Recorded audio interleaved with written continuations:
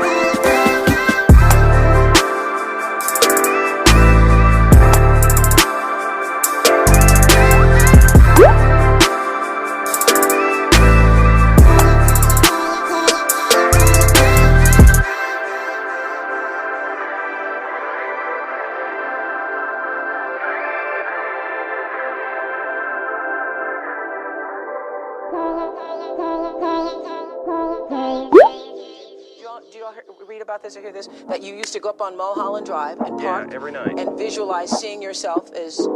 Yeah, I would visualize, This is when you were broke and poor. You know, right, having directors interested in me and people that I respected saying, you know, I like your work or whatever that is, and I would visualize things coming to me that I wanted or whatever. Drive home and think, well, I do have these things. They're out there. I just don't have a hold of them yet, but they're out there. I wrote myself a check for $10 million for acting services rendered, and I gave myself 5 years, or 3 years maybe, and I dated it Thanksgiving 1995. Just before Thanksgiving 1995, I found out that I was going to make $10 million and dollars.